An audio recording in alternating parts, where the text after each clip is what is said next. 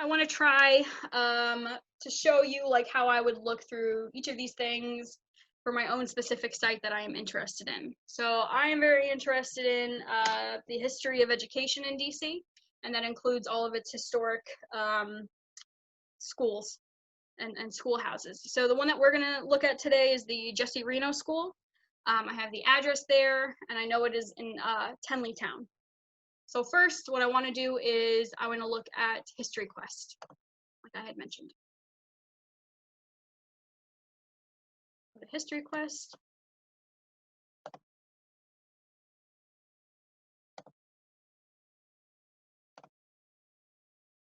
What I'm trying to find right now is,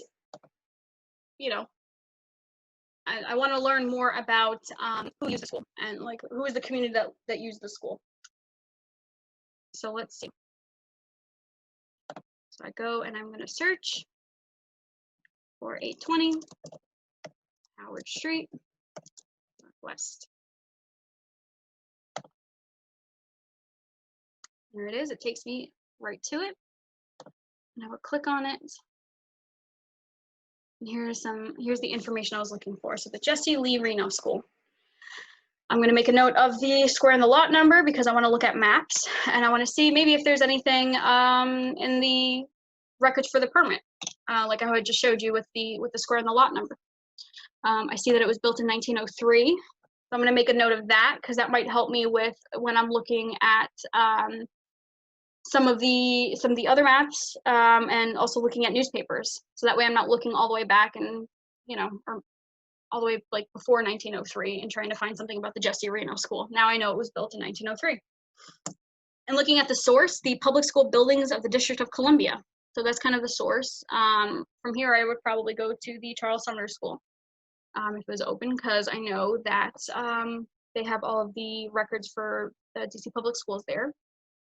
I have the architect here. And if I was so inclined, I could look at, what else this architect was designing at the time. Was he only designing schools? Like what else in DC was he designing? The purpose, the school, obviously. And the other information is not filled in, but that's stuff I can look at myself, like what is the materials it made out of, how many floors did it have. But right now, I'm just happy that I have the square and the lot number. So, okay, I've made a note of all of that, and we're gonna go to the next step. My historic research journey. So now I want to look at the maps because I'm interested in seeing how what the survey says about the maps or about the site. Maybe I can find out more about the neighborhood surrounding the school, things of that nature. So right now I'm going to look at this map, the Sanborn fire insurance map for 1916, and I made a note, right? Like it was built in 1903, so I know. It exists at this point. And I want to look at the index first. So looking at this index, it goes by street. So I need to look for the street. And I know it is on Howard Street. So let's see. So we're going to go over to H. I'm going to look down for Howard Street. And look at that. Howard Street at Reno. So this might be what I'm looking for. So what I'm going to do now is to the right of it, as you can see, there's a couple of numbers here. Mark down those numbers. Those are the specific maps that you're going to want to look at. Those are the map segments. So I have that marked down. I'm going to go back to the gallery. It might be a little bit hard to see. I can see it, but and I'll show you in a moment. The number of the map fragment is in the upper right or the upper left hand corner. So I'm looking for 313 and 316, and we will see if either of these map fragments have what I'm looking for in them. So I'm looking for 13 or 16. So let's check out 13. See, that is what you're looking for. So when you find something in the index, it'll show you which part of the map to look at. So now, this is what I found. And let's see if my sites that I was looking for is on here. see the different buildings, what they're made out of, dwellings. There's a lot of dwellings around here. And down here, aha, it is my school that I was looking for. So it's here on Howard Street Northwest. And what kind of information does it tell us? It marks down the name of the school. So again, if you're looking for a house, it probably won't say like, oh, this is this person's house. It'll just probably say D for dwelling. But if you're looking for like a public building or some other site, it might label it. Or like even apartment buildings. Apartment buildings, they'll kind of put the name of the apartment building on it as well, if that's what you're looking for. And here it kind of lists some interesting information. For one, it was a school for African American children. The heat at the time, 1916, they used a furnace. There was no lights. And there was 2 chemical extinguishers. Again, this is a fire insurance map, so they're making a note of, you know, any sort of fire hazards and things put in place to prevent any fires. But I think what's pretty interesting is that it was a school only for African American children. And you can also see like some of the houses that were around it, and you know, maybe children who lived in those houses went to this school. So I got some interesting information. And if you zoom out, you can just kind of see more about the neighborhood it was in. Does the neighborhood look like this now? And you can kind of do that comparison as well. So I'm going to show you how to do the real estate atlas too, because I think this is another one that it's kind of along the same lines I showed you earlier, where you're looking at an index and then you're looking for a specific like fragment of a map. But I'll just show you because this one specifically asks for the square number. It's not like the street number. So looking at this one, we're going to go to, wow, all of these numbers. And my square number for the Jesse Reno School is 1759. So I'm looking down the list here. 1759 is on plat 32. So I'm going to make a note of that. I'm going to go back to gallery. Let's see. 32, going down. This one's easier to kind of see. It's just labeled. 32. Okay.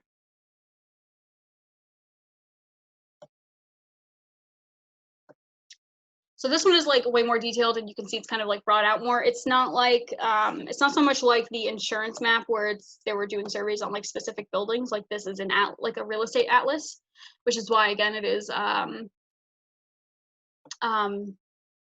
specifically like if you're looking for the square number in the index. But I can see the school I was trying to find right here. And here's some information. Again, the Fort Reno School. And again, it's noted to being a school only for African American children, which is interesting because my question going into it was like, who went to this school? So now like this has kind of shown me, this has kind of brought me to another question now. And it kind of has led me to something else. So even though it's a map, it might not show up a ton of information. It could still kind of open the door for another question or to lead you somewhere else. So that is how you use those 2 specific maps. Once you kind of get a hang of it and once you know what you're looking for, they're kind of they're more easy to use. I think initially just like the amount of stuff that is on them could be a little bit overwhelming. So yeah, so I looked at maps, I checked out history quests. Now I want to look for photographs.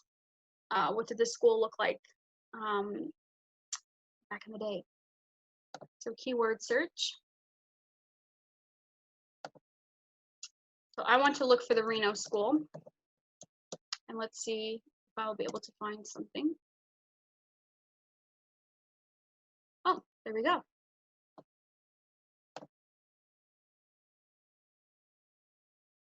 Awesome. So this photo is from around 1895 to 1905. Well, I know that the building was definitely built in 1903 from History Quest. So I know probably around the time that it was actually photographed.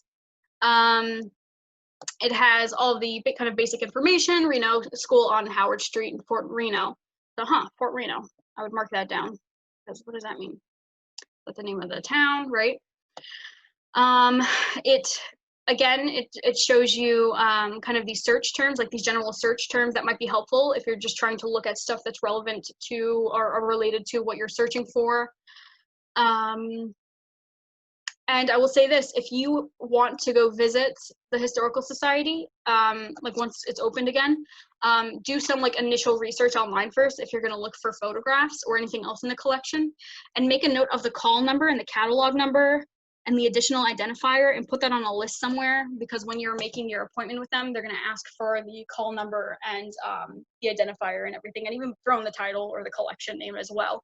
And that just really helps them not only find these specific files that you're looking for, but it could also kind of help them try to understand like other things that are related to your search that they might be able to pull for you that are helpful.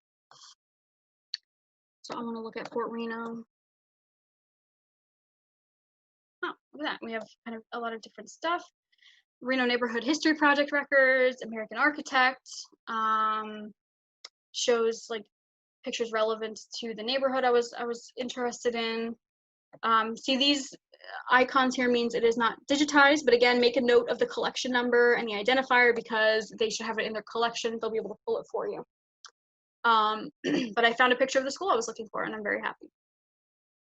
So I won't go through everything, but that's kind of the general idea of like how you're going to search for photos. Just make sure you're putting things in those parentheses or in those quotation marks to make it as specific as possible. So newspapers. I want to look at the Evening Star. I want to look at a local newspaper and see what I can find about the school.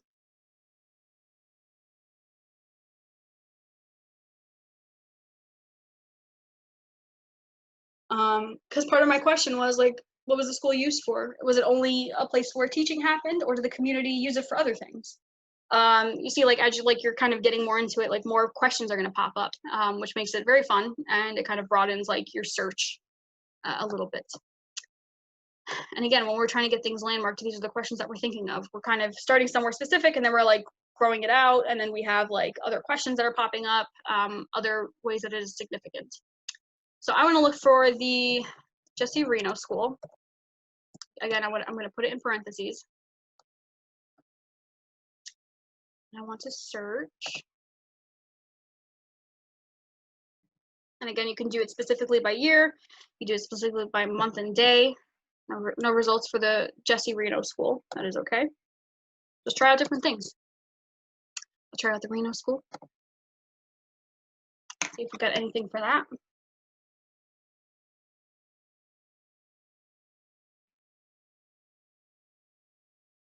Let's see.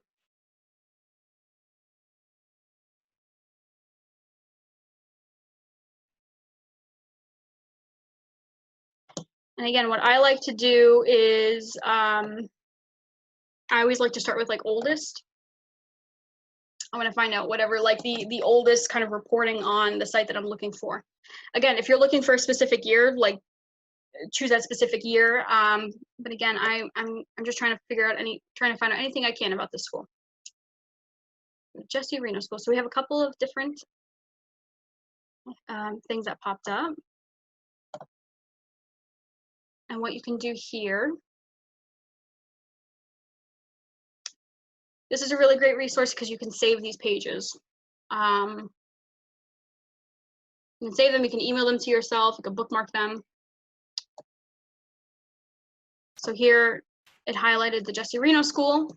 And this is great too when you're doing online research, like just being able to kind of type something in and have it find it for you is super great. It takes way less time than looking through a newspaper yourself. So definitely check out these websites. And again, you can clip it, you can email it to yourself, you can download it. You can download it as like a PDF, download the full page, or select a specific clip. So I'm just interested in the Reno School. So I would just clip this. You can download the clip, or you can save it to your Google Drive if you use that. And again, you can include a citation, which is great. So I'm going to use like MLA. It downloads it. downloads it, and then it'll be available to you. And then at the top of the page, it'll have the citation. And sometimes it'll even have like a link to the page. It'll come back to it. But yeah, so you have that available to you right there. It's easy,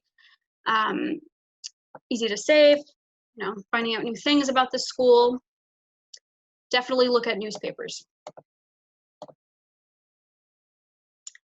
Chronically America, it's kind of the same system, just, you know, specifying that I want to search in Washington, D.C. I'm specifically looking at dates after, I'll even say 1902, because maybe there was talks about the school before it was officially built in 1903. So yeah, I would choose like 1902 or even like 1900. And if I'm only trying to look at the early 20th century of the school, you know, I would specify that, specify District of Columbia, and then in my quotation marks, put Reno, the Reno school.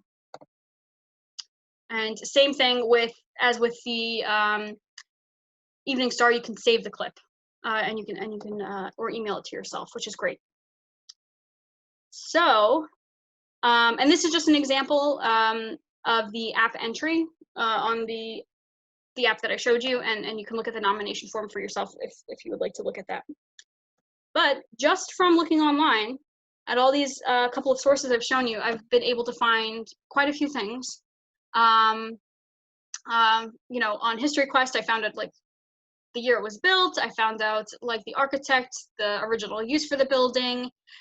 And then on the maps, I was able to find, you know, what, like who the school served, and they made a point to note like who the student body was. And I even found out about like the surrounding neighborhood, like there was houses right across the street from it. And you can do this thing where you know, compare a map today from maps of the past, and you can really see how stuff changes over time. Or, you know, if you want, even look at earlier maps of the area of where your house is and just see what was there previously. And then looking at newspapers, I found this newspaper clipping from 1902 that talks about the school at Fort Reno, and they're talking about plans of it.